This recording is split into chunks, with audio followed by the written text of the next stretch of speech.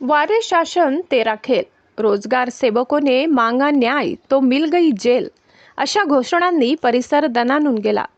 महात्मा गांधी राष्ट्रीय ग्रामीण रोजगार हमी योजनेतील रोजगार सेवक आपल्या विविध मागण्यांसाठी संभाजीनगर येथील आयुक्त कार्यालय दिल्ली गेटसमोर बेमुदत उपोषणाला बसले होते। आंदोलनाच्या पार्श्वभूमीवर आज रोजगार सेवकांनी प्रतिकात्मक स्वरूपात सरणावर झोपून शासनाच्या विरोधात घोषणाबाजी केली। महाराष्ट्र प्रदेशाध्यक्ष विनोद चव्हाण यांच्या नेतृत्वाखाली सुरू असलेल्या या आंदोलनाला प्रदेशाध्यक्ष श्रावण बोकडे, बाळासाहेब तायडे, रवींद्र जिचकर यांची उपस्थिती लाभली। शासनाने रोजगार सेवकांच्या मागण्यांकडे दुर्लक्ष केल्याचा आरोप करत आंदोलकांनी तीव्र नाराजी व्यक्त केली। रोजगार सेवकांच्या म्हणण्यानुसार 3 ऑक्टोबर 2024 रोजीचा शासन निर्णय अद्याप प्रभावीपणे लागू करण्यात आलेला नाही।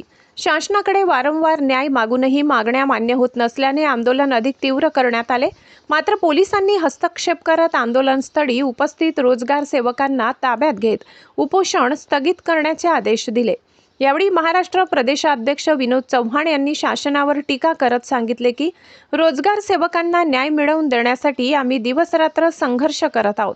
महाराष्ट्रातील 28,500 रोजगार सेवकांना त्यांचे हक्काचे मानधन, विमा संरक्षण आणि अर्धवेळ सेवेला पूर्णवेळ दर्जा मिळेपर्यंत आमचा लढा सुरूच राहील।